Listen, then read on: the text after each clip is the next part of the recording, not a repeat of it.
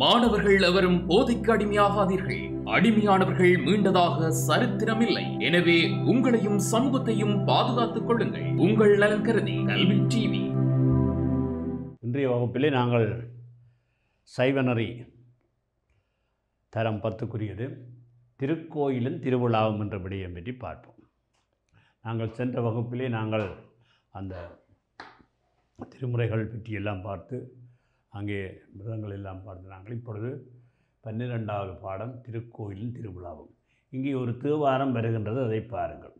இது திருக்கோயில் இல்லாத திருவிலூரும் திருவண்ணீறு அணியாத திருவிலூரும் பருக்கோடி பத்திமியாய் பாடா ஊரும் பாங்கினோடு பல இதழ்கள் தளிர்கள் இல்லா ஊரும் விருப்போடு வெண்சங்கம் ஊதா ஊரும் விதானமும் வெண்கொடியும் இல்லா ஊரும் அருப்போடு மலர் பறைத்திட்டு உண்ணா ஊரும் அவையல்ல ஊரல்ல அடவி காடே.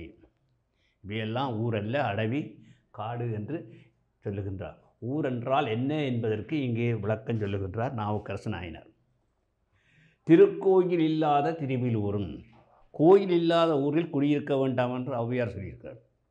இங்கே இவரும் சொல்லுகிறார் திருக்கோயில் இல்லாத திருவிலூரும். அவர் திருக்கோயில் இல்லாத திருவிலூர் ஊரல்ல, திருவண்ணீர் அறியாத திருவிலூரும். திருவண்ணீர் அணியாதவர்கள் இருக்கிற ஊர், அதுவும் உண்மையான ஊரல்ல.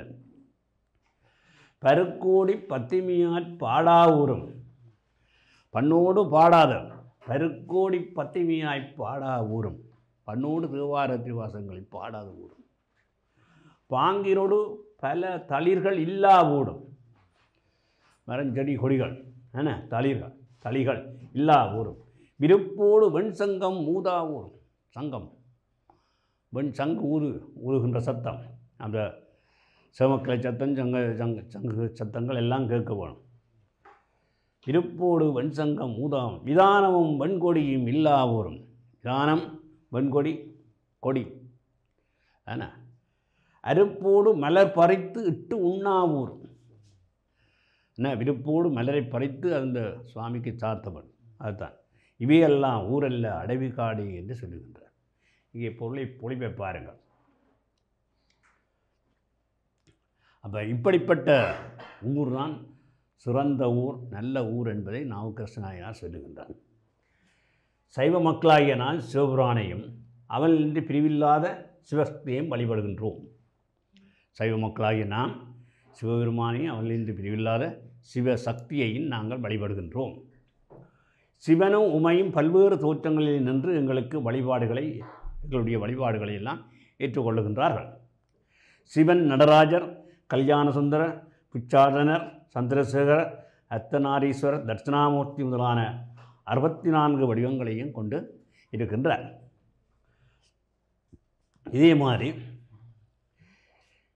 இங்கே பாருங்கள், இதே போன்று இறைவியும் ஆன்மாக்கள் வழிபடும்பட்டு பல்வேறு வடிவங்களை கொண்டு அருளுகின்றார்கள் என்று சொல்லப்படுகிறது. இறைவன் இறைவி ஆகியோரின் வடிவங்கள் சிலவற்றையோ பலவற்றையோ நாம் எமது விருப்பத்துக்கு ஏற்றவாறு வீட்டிலே வைத்து வணங்குகின்றோம்.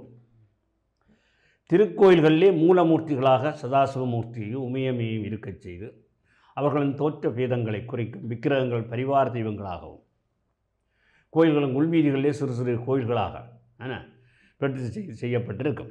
இவ்வாறு எங்களுடைய கோயில்கள் அமைய பெற்றிருக்கின்றன. கோயில்களிலே தினமும் உஷக்கால பூசை, கால சந்தை பூசை, உச்சிக்கால பூசை, சாயங்கால பூசை, 2ஆங்கால பூசை, அர்த்த சாம பூசை என்று 6 கால பூசைகள் நடைபெறுகின்றன. 6 கால நேரங்களிலே 6 வேளைகளிலே இந்த பூசைகள். அதிகாலையே சுவாமியை மங்களவாத்தியுடன் திருப்பள்ளி எழுச்சி பாடல்களை பாடி பள்ளி எழுந்தருளச் செய்து திருமுழுக்கிட்டு வஸ்திரம் சாத்தி ஆபரணங்கள் அணிந்து பல வகையான மலர் மாலைகளினாலே அர்ச்சகர் அலங்கரிப்பார். தூவ தீபம் காட்டி மலர்களாலே அர்ச்சித்து நெய்வேத்தியம் படைத்து சகல உபசாரங்களும் செய்து வழிபாட்டு ஆற்றுவார்கள். இது பூசை முறைகள். விசேட விழாக்காலங்களிலே சுவாமியை அம்பாள் சமேதராக சகல விருதுகளுடனும் வீதிகளில் விழா கொண்டு வருவார்கள். இவ்விழாக்கள் ஆவணி சதுஷ்டி, நவராத்திரி, திருக்கார்த்திகை, மார்கழி, திருவாதிரை போன்ற விசேட தினங்களிலும் நடைபெறும். மேலும் ஆண்டுக்கு ஒரு முறை கொடியேற்றி பெருவிழாவும் எடுக்கப்படுகின்றது. ஆண்டுக்கு ஒரு முறை கொடியேற்றி பெருவிழாவும் எடுக்கப்படுகின்றது. இதை தான் சொல்லுவார்கள் மகோற்சவம் என்று சொல்லுவார்கள். இதனை மகோற்சவம் என்று திருக்கோயிலின் திருவிழாவும் தான் பார்க்கணும். ஆகவே இந்த திருக்கோயில்களில் நடைபெறுகின்ற பூசை முறைகள் இதுவரையும் பார்த்தோம். அந்த பூசை முறைகளில் அந்த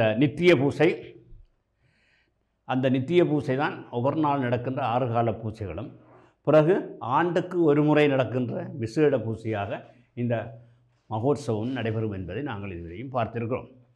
ஆகவே அடுத்ததாக திருவிழாக்களை பற்றி பார்ப்போம். அந்த மகோற்சவத்தை பற்றி பார்ப்போம்.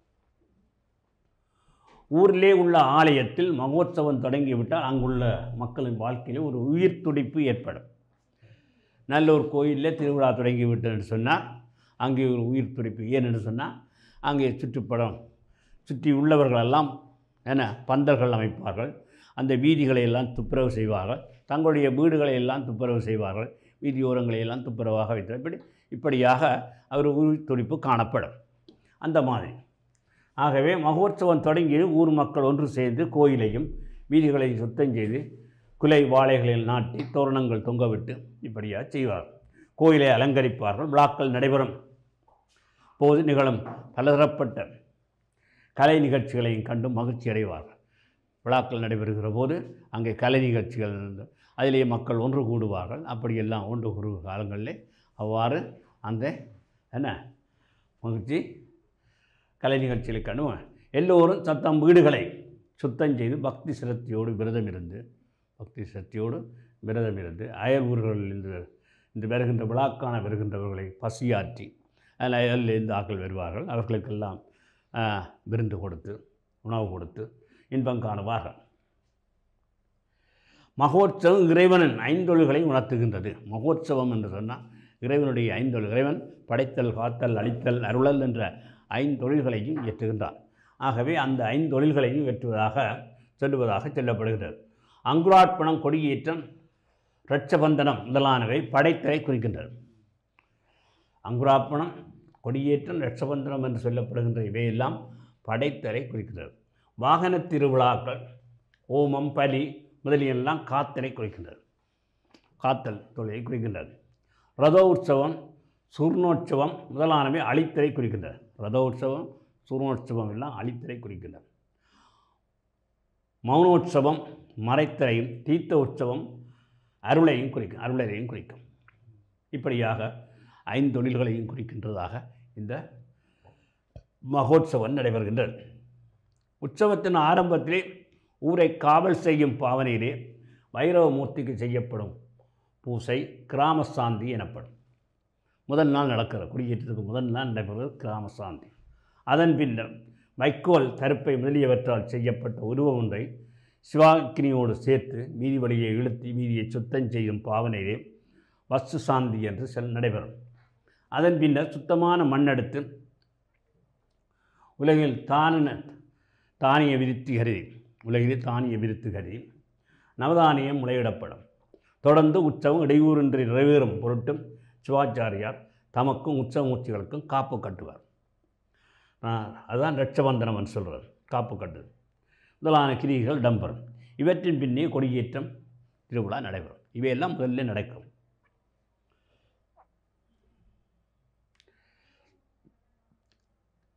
ஆணவம் வழியிழந்து ஆன்மா மனநீக்கம் பெறும் பொருட்டு திருவிழா அதாவது திருவருளாகிய கொடியை ஏற்றுவதையே கொடியேற்றம் உணர்த்தியிருக்கிறார். அதாவது ஆணவம் வழியிழந்து ஆன்மா மனநீக்கம் பெறும் பொருட்டு திருவருளாகிய கொடியைத்தான் அங்கே ஏற்றுவார்கள். ஏற்றுவே கொடியேற்றம் உணர்த்தி. கொடிமரம் பதியை உணர்த்துகின்றது. கொடிச்சீலை பசுவை உணர்த்துகின்றது. சீலையை சுற்றியுள்ள கயிறு பாசத்தை உணர்த்துகின்றது. தெற்ப கயிறு பாசத்தை உணர்த்துகிறது. தீர்த்த திருவிழாவென்று இரவோ அல்லது அடுத்த நாளோ திருக்கல்யாணம் நடப்பது வழக்கம். தீர்த்த திருவிழா என்றோ அல்லது அடுத்த நாளோ தீர்த்த திருவிழா என்றோ அல்லது அடுத்த நாள் நடக்கும் சில இடங்கள். இது நம் போன்ற சாதாரண மக்கள் செய்யும் கல்யாணம் போன்றதென்று என்பதையே உணர வேண்டும். அருள் வடிவான சக்தி அறிவுமயமான சிவத்தோடு கலந்து பிரபஞ்சத்தை இயக்க வைப்பதே இது குறிக்கின்றது. இந்த திருக்கல்யாணம் என்று அதுதான் சொல்லணும். அதாவது அருள் வடிவான சக்தி அறிவுமயமான சிவத்தோடு கலந்த பிரபஞ்சத்தை இயக்குவது என்பதை குறிப்பதுதான் திருக்கல்யாணம் என்று சொல்லுகிறார்.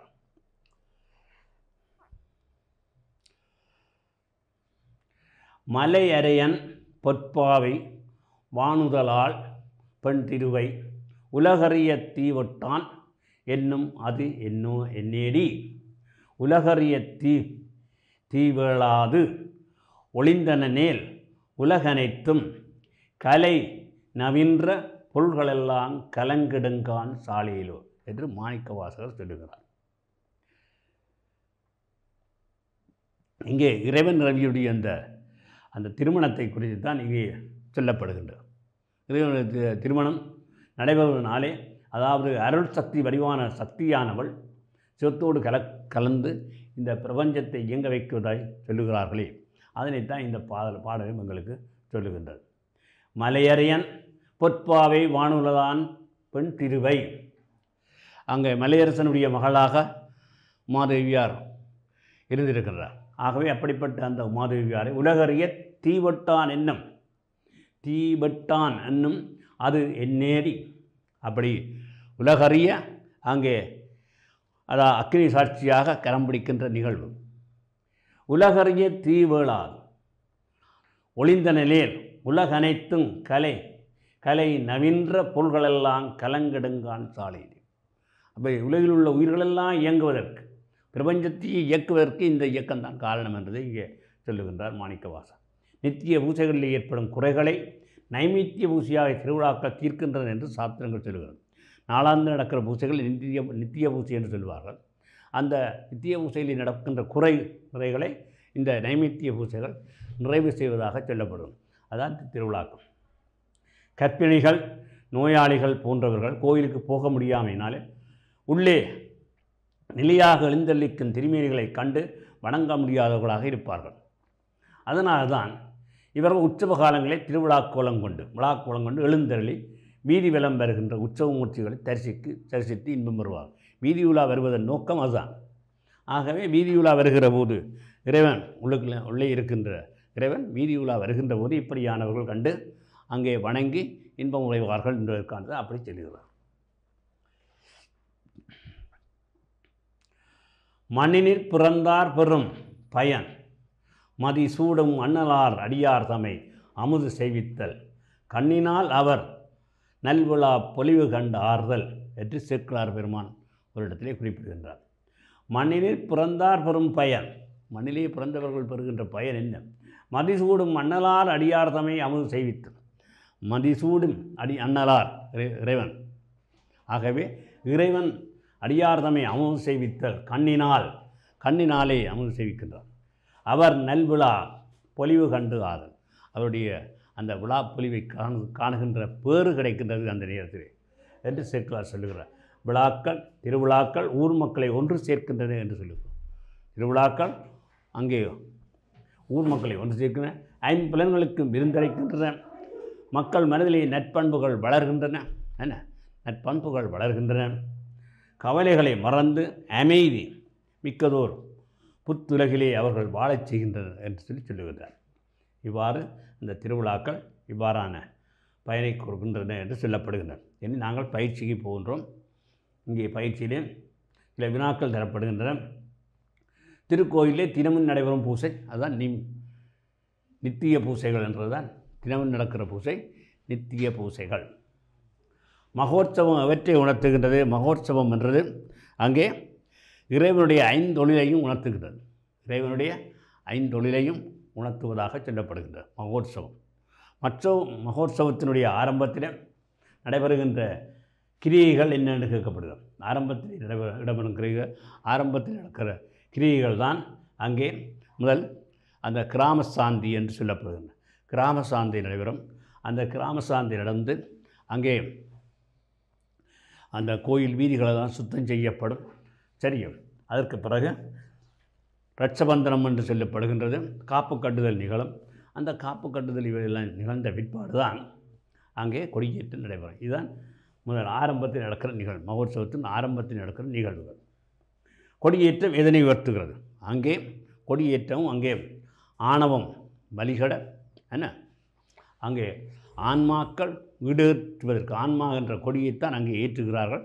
அங்கே ஏற்றுகின்ற போது பதியாக இருக்கிறது கொடிமரம், அங்கே கொடிச்சீலை ஆன்மா, அங்கே அங்கே இருக்க பாசமாக இருக்கிற தற்ப கயிறு அங்கே கட்டப்படுகிறது.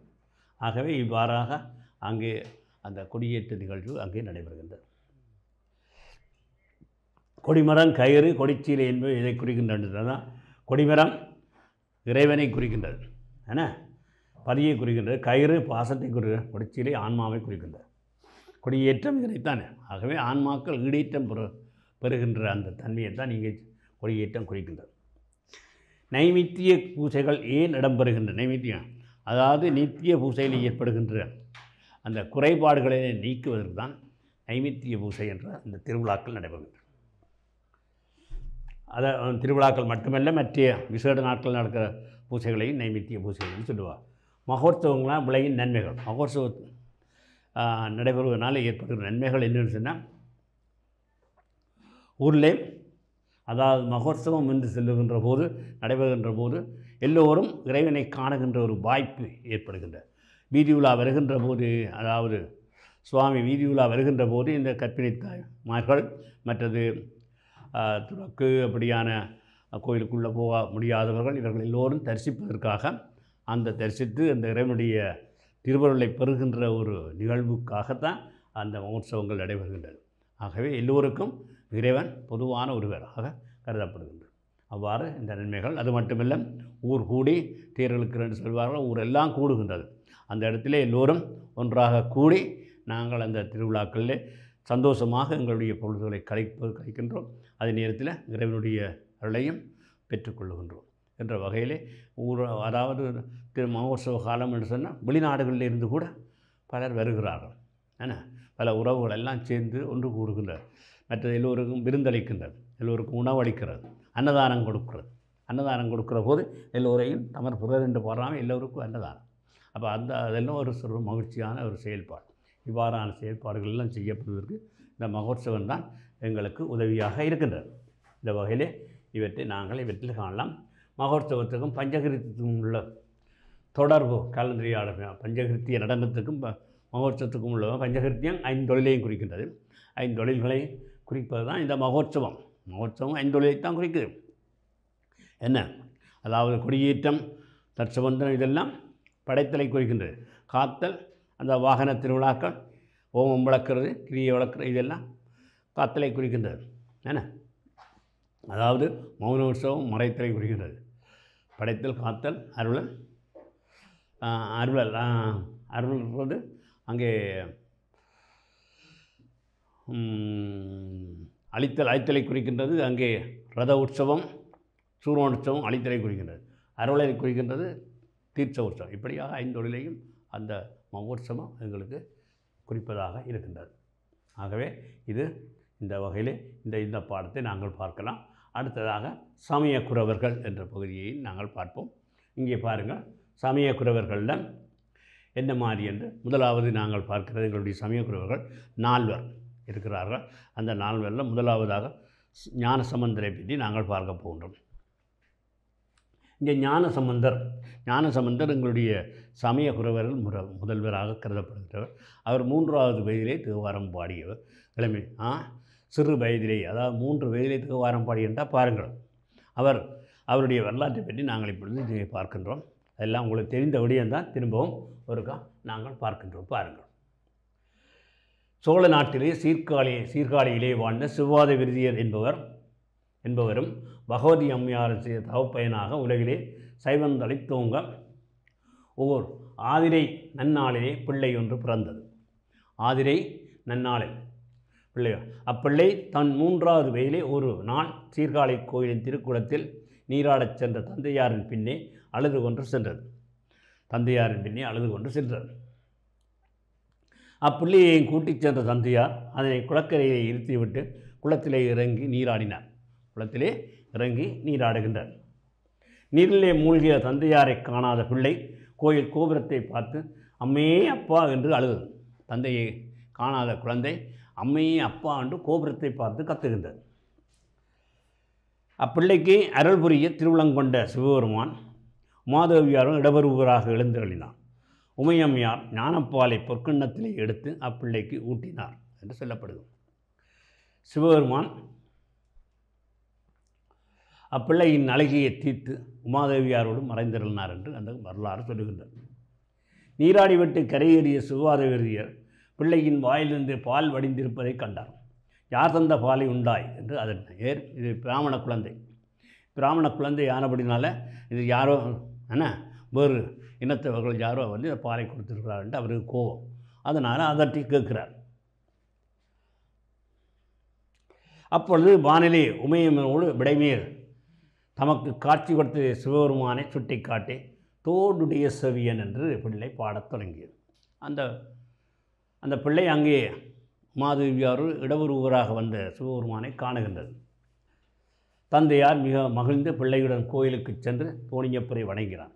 இறைவன் ஆட்கொள்ளப்பட்டமையினால் ஆளுடைய பிள்ளையார், இறைவனாலே அந்த 3வது விலை ஆட்கொள்ளப்பட்டமையினாலே அவருக்கு ஆளுடைய பிள்ளையார் என்றும் சிவஞான சம்பந்தம் பெற்றமையினாலே திருஞான சம்பந்தர் என்றும் அப்பிள்ளை பெயர் பெற்றது. ஞான சம்பந்தம் பெற்றமையினால் திருஞான சம்பந்தர் என்றும் அந்த பிள்ளை பெயர் பெற்றது. அன்று தொடக்கம் பிள்ளையாரை அவருடைய தந்தையார் தம் தோளிலே சுமந்து கோயில்களிலே சென்று வணங்குவது வழக்கமாயிற்று. கோயில்களிலே சென்று அந்த குழந்தையை தன்னுடைய தோளில் ஏற்றி அவர் கோயில்களிலே சென்று வணங்குவார். பிள்ளையார் ஒரு நாள் திருக்கோலக்கா என்னும் திருப்பதியை அடைந்தார். திருக்கோலக்கா என்ற திருப்பதியை அடைகிறார். அங்கே போனவர் அங்கு அவர் தன் கையினாலே தாளமிட்டு மடையில் வாழை என்ற திருப்பதிகத்தை பாடுகின்றார். மடையில் வாழை என்ற திருப்பதியை கையினாலே தாளமிட்டு பாடுகின்றார். சரியோ, அவருடைய கை வருந்தும் என கருணை கூர்ந்த இறைவன் 5 எழுத்து பொறித்த பொற்றாளம் ஒன்றை அவர் கையிலே கிடைக்கச் செய்தார். ஏன்னா மடையில் வாழை என்று அவர் பாடுகின்ற போதுதான் இந்த பொற்றாளம் அவருடைய கையிலே கிடைத்தது. ஆளுடைய பிள்ளையாரின் பெருமை சோழ நாடெங்கும் பரவியது. அடியார்கள் திரளாக வந்து பிள்ளையாரை தத்தம் பதிகளுக்கு எழுந்திருமாறு வேண்டினார். அடியார்கள் திரளாக வந்து பிள்ளையாரை தங்கள் பதிகளுக்கு வருமாறு அங்கே வேண்டுகின்றார்கள். அவர்களின் வேண்டுகோளுக்கு இணங்கிய பிள்ளையார் பல தலங்களையும் தரிசித்து கொண்டு சீர்காழி பதியை அடைந்தார். இப்படி எல்லா இடங்களும் போய் இறுதியாக சீர்காழிக்கு பெறுகிறார். சிதம்பரத்தை அடுத்துள்ள திருவெர்கத்தம் புலியூர் வாழ்ந்து வந்த திருநீலகண்ட பெரும்பாலும் அவருடைய மனைவி மதங்க சூளாமணியன் சீர்காழிக்கு வந்து ஞானசம்பந்தரை வணங்கி பாடினார்கள். அப்போ அவர்கள் பாணர் குலத்தைச் சேர்ந்தவர்கள். ஆகவே அவர்களின் இந்த ஞானசம்பந்தரை வணங்கி பாடுகின்றார்கள். இதனை கேட்டு மகிழ்ந்த பிள்ளையார் தாம் பாடும் பதிகங்களை யாழிலே இசைக்குமாறு பாணருக்கு அருள் செய்தார். அப்போ இவர்கள் பாணர் குலத்தைச் சேர்ந்தவர்கள் யாழ் வைத்திருக்கிறார்கள். தான் பாடுகின்ற பாடல்களை நீங்கள் இந்த யாழிலே இசைத்து பாடுங்கள் என்று சொல்லி அந்த திருநீலகண்ட யாழ்ப்பாணர் திருநீலகண்ட பெரும்பாணருக்கு இவர் சொல்லுகின்றார். தந்தையார் தோளில் சுமந்து செல்ல சிதம்பரம் முதலிய பல தலங்களையும் தரிசித்தவன் பிள்ளையார் திருப்பண்ணாகடம் திருத்தூங்கானை மாடத்தை தொழுதார். பின் திருவரத்துறையை வணங்குவதற்கு தந்தையாரின் தோளிலிருந்து இறங்கி தாமே நடந்து செல்லுகிறார். அப்பொழுது இவர் நடந்து செல்வதை பொறுக்காத இறைவன் அவருக்கு என்ன செய்கிறார் என்று பாருங்கள். ஞானசம்பந்தன் நம்பால் அணைகின்றான். அவனுக்காக முத்துச்சிவியையும் முத்துக்குடையும் முத்து சின்னங்களையும் நம் திருக்கோயில் வைத்திருக்கிறோம். அவற்றை அவன்பால் கொண்டு செல்லுங்கள் என்று பணித்தருளினான். அங்குள்ள அடியார்களுக்கு இறைவன் கனவிலே சொல்லுகிறார். இவ்வாறு பிள்ளையாருக்கு அன்றிரவு கனவிலே இறைவன் அச்செய்தியை தெரிவித்தார். பிள்ளையார் திருவருள் வடிவாக வந்த அச்சிவிகை மீது எழுந்தருளினான். முத்துக்குடை நிலற்றிய முத்து சின்னங்கள் ஒலித்த தொண்டர்கள் அரோகுரா ஒலியோடு அவரை சுமந்து சென்றார்கள். திருவத்துறையை அடைந்த பின் பிள்ளையார் இறைவனை வணங்கி எந்தை ஈசன் எம்பெருமான் என்று தொடங்கும் பதிகத்தை பாடினார். எந்தை ஈசன் எம்பெருமான் என்ற பதிகத்தை பாடி அந்த முத்துச்சிவிகை குடைகளை பெற்றிருந்தார் என்று வருகின்றனர். பாணரின் தாயாரின் புறப்படமாகிய திருத்தர்மபுரத்தை பிள்ளையார் அடைந்த போதும் பாணரின் சுற்றத்தார் அவர்களை எதிர்கொண்டு வணங்கினர். பாணருடைய சுற்றத்தார் திருநீலகண்ட பாணருடைய சுற்றத்தார் எதிர்கொண்டு வணங்குகிறார். அப்பொழுது பாணர் பிள்ளையாரின் திருப்பதிகங்களை யாழிலிட்டு வாசிக்கும் பேறு தமக்கு கிடைத்தது என கூறினார். தாம் பிள்ளையார் பாடுகின்ற பாடல்களை தான் இப்படி பாடுகின்ற யாழிலே இட்டு வாசிக்கின்ற பேறு தமக்கு கிடைத்ததாக அந்த திருநீலகண்ட பெரும்பாண்ட சொல்லுகிறார். அதை கேட்ட பாணரின் உறவினர்கள் பாண திருப்பதிகங்களை யாழிலிட்டு வாசிப்பதனால் அவற்றின் சிறப்பு உலகில் விளங்குகிறது என்றனர். அவர்கள் யாழிலே இட்டு இந்த பதியங்களை பாடுவதனாலே அதனுடைய சிறப்பு இன்னும் மேலோங்குகின்ற என்ற தொனியிலே அவர்கள் அந்த உறவினர்கள் சொல்லுகிறார்கள். உடனே பாணர் மனநடுங்கி பிள்ளையாரை நோக்கி, சுவாமி, தாங்கள் திருப்பதிக இசை அளவுபடாத அரிய தன்மை உடையது என்பதனை எல்லோரும் அறிய ஒரு திருப்பதிகம் பாட வேண்டும். இந்த திருப்பதிகங்களை யாழிலே அமைத்து பாடுற அளவுக்கு இல்லாமல் அந்த யாழிலே அடங்காத ஒரு சிறப்பு வாய்ந்த ஒரு பதியத்தை பாடும்படி வேண்டுகின்றார். பிள்ளையாரும் மாதரும் மடப்பிடியும் என்ற பதியத்தை பாடியிருந்தான். மாதரும் மடப்பிடியும் என்ற பதியத்தை பாடியிருந்தான். பாடுறாலே அதனை யாழிலே இட்டு வாசிக்க முடியவில்லை. எல்லாத்தையும் அவரால் வாசிக்க முடியவில்லை. அவர் பிள்ளையாரை வணங்கி சுவாமிகளின் திருப்பாடல்கள் யாழிலே ஏற்பேன் என்று கூற பண்ணியது இந்த யாழே என்று கூறி அதனை உடைக்க முற்பட்டார். ஆனால் பிள்ளையார் அவரை தடுத்து, இதனை உடைப்பதே இறைவன் அருத்திரம் எல்லாம் இக்கருவியில் அமையுமோ? இறைவனுடைய அருத்திரமெல்லாம் இந்த கருவிக்குள்ளே அடைக்க முடியாது. ஆகவே அமையுமோ? இயன்ற அளவு வாசித்தலை சால்வோம். இயன்றளவு வாசித்தாலே அதுவே போதுமானது என்று கூறினார். இப்பதிகம் இது பண் வந்து யாழ்முறி என்று வழங்குகிறது. அதனாலே அந்த பதிகத்துக்கு யாழ்முறி என்று பெயரும் வழங்குகின்றது.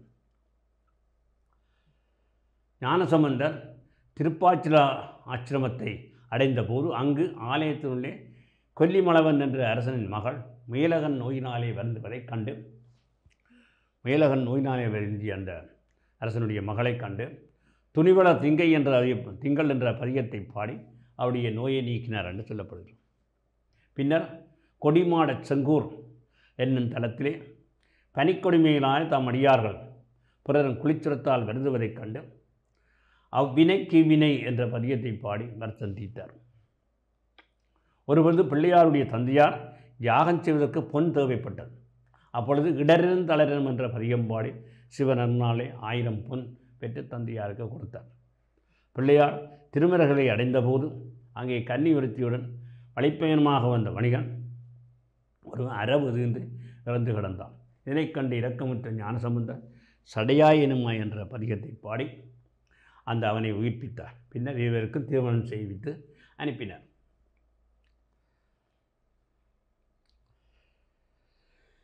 திருவிழிமுலைக்கு அவர் அப்பர் அடியாருடன் சென்றபோது, அப்பர் அதாவது எங்களுடைய சமயகுருவில் உள்ள இன்னொருவர் அப்பர் சுவாமிகள், அதாவது நாவுக்கரசு நாயனார், அவர்களோடு சென்றபோது அங்கு மாரிவளம் குன்றி பஞ்சம் ஏற்பட்டது. மாரிவளம் குன்றி பஞ்சம் ஏற்பட்டது. ஆகவே அடியார்கள் யாவரும் பசிப்பணியினால் வருந்துகிறார்கள். அந்த ஊரிலே அவ்வாறான பசிப்பணி வருகிறார். உடனே ஞானசம்பந்தன் நாவுக்கரசன் சிவபெருமானை பாடி படிக்காசு பெற்று அடியாருக்கு அமுதம் செய்வித்தார். படிக்காசு பெற்று அடியாருக்கு அமுதம் செய்தார். திருமுறை காட்டிலே தேவாரம் பாடி நாவுக்கரசர் திறந்த கதவை சதுரம்மறை என்ற பதியத்தை பாடி மூடச் செய்தார். நாவுக்கரசர் வேதாரண்யத்திலே திறந்த கதவை பிறகு சதுரம்மறை என்ற பதியம் பாடி மூடச் செய்தார். பாண்டி நாட்டை ஆண்ட கூன் பாண்டி என்பவன் சமண சமயத்தை தழுவியிருந்தான். பாண்டிய நாட்டிலே பாண்டியன் சமண சமயத்துக்கு சொன்னான். அந்நாட்டு மக்களும் அச்சமயத்தை சார்ந்தனர். அது கண்டு பாண்டி மாதவி மங்கையர்க்கரசியாரும் அமைச்சர் குலச்சிரியாரும் மனம் வருந்தினார்கள். அவர்கள் செய்வர்கள். அவர்களுக்கு மிகுந்த வருத்தம். அரசன் எப்படி செல்கிறானோ மக்களும் அப்படி என்று அங்கே மக்கள் எல்லோரும் சமண சமயத்துக்கு மாறிவிட்டார்கள். இதனால் வருந்திய இந்த மங்கையர்க்கரசியாரும் குலச்சிரியாரும் மனம் வந்து சைவத்தை தலைநோக்கச் செய்ய வல்லவர் ஞானசம்பந்தரை என கண்டு அவர்களை பிள்ளையாரை மதுரைக்கு அழைத்தார்கள். அங்கே மதுரைக்கு அழைக்கிறார். மதுரைக்கு வந்த பிள்ளையார் ஒரு மடத்திலே அடியார்கள் கூட்டத்தோடு தங்கினார். அடியார் கூட்டத்தோடு தங்கி இருக்கிறார். அன்றிரவு சமணர்கள் அரசனுடன் சேர்ந்து ஆலோசித்து சூழ்ச்சி செய்து அம்மடத்துக்கு தீ வைத்தனர். பிள்ளையார் நோக்கமாக வந்திருக்கிறார் என்று சொல்லி அந்த மடத்துக்கு தீ வைத்தார்கள். இதனை அறிந்த பிள்ளையார் செய்யனே திருவாலவாய் என்ற பதியம் பாட அத்தியானது தணிந்து வெப்பு நோயாகச் சென்று பாண்டியனை வருத்தியது. அது அங்கே வெப்பு நோயாக பாண்டியனை வருத்துகின்றது. அரசனுடைய நோயை தீர்ப்பதற்கு சமணர்கள் செய்த மந்திர தந்திரங்கள் எல்லாம் நான் நோய் தீரவில்லை, நோய் ஒன்றும் தீரவில்லை, அது மாறாக மிகுந்து கொண்டே போனது. அப்பொழுது அங்கு அழைத்து வரப்பட்ட பிள்ளையாரை அரசன் வேண்ட அவர் சிவபுரானை வணங்கி மந்திரமாவது நிறு என்ற பதிகத்தை பாடி அந்த நோயை நீக்கினார். அரசன் மேனியிலே திருநீரிட வப்பு நோய் தீர்ந்தது. பிள்ளையாரின் வெற்றியை ஏற்றுக்கொள்ளாத சமணர்கள் அவரை அனல்வாதத்துக்கு அழைத்தார்கள். இது சுரவாதம், அனல்வாதத்துக்கும் அழைத்தார்கள். ஆகவே பிள்ளையார் போகமாண்ட பூன்மலையாள் என்ற பதியத்தை எழுதப்பட்ட ஏட்டை தீயிலே இட்டார். அதுதான் அனல்வாதம். சமணர்களும் தமது சமய உண்மைகளை எழுதப்பட்ட ஒரு ஏட்டை தீயிலே இட்டனர். சமணர்களுடைய ஏடு அப்படியே எரிந்து சாம்பலாக, பிள்ளையாருடைய ஏடு எரியாமல் அப்படியே பசுமையாக இருந்தது. இதனை ஏற்காத சமணர்கள் பிள்ளையாரை புனல்வாதத்துக்கு அழைத்தான். புனல்வாதம் நீர்வாதம். ஆகவே சமணர்கள் அத்தினத்தி என்று எழுதிய ஏட்டை வைகையிலிட பிள்ளையார் வாழ்க அந்தனர் என்ற பதியம் மாடி எழுதிய ஏட்டை இட்டார். சம்பந்தர் ஏடு ஆற்றோடு எதிர்த்து செல்ல, ஆற்றோட்டத்தை எதிர்த்து செல்ல சமணர்களுடைய ஏடு ஆவோடு அப்படி ஆற்றோடு அப்படியே அழைத்து சென்றார். பிள்ளையார் தமது பதியத்தில் வேந்தனும் ஓங்குகு என்று அருளியவனால அரசனுடைய கூன் நிமிர்ந்தது. அவன் சைவத்தை தழுவினான், சைவத்தை அங்கே தழுவுகின்றான். இவ்வாறு அந்த சம்பந்தருடைய வாழ்வு சில நாட்களின் பின் கழிந்தவேன் பிள்ளையார் தமது அடியாரோடு ராமேஸ்வரத்தை அடைந்து திருப்பதியம் பாடியர்னான். அங்கிருந்து ஈழநாட்டில் உள்ள திருக்கேதீச்சரம், திருக்கோணேஸ்வரம் என்ற தலங்களையும் வணங்கி திருப்பதியங்களை பாடியர்னான் என்று அவருடைய வரலாறு போகின்றது. ஆகவே இதோடு இந்த வகுப்பை இதில் நிறுத்தி அடுத்த வகுப்பு தொடருவோம். கல்வி டிவியில் புத்தம்புது நிகழ்ச்சிகளை உடனுக்குடன் பார்த்து மகிழ எமது ஃபேஸ்புக் மற்றும் யூடியூப் பக்கத்தை லைக் செய்யுங்கள்.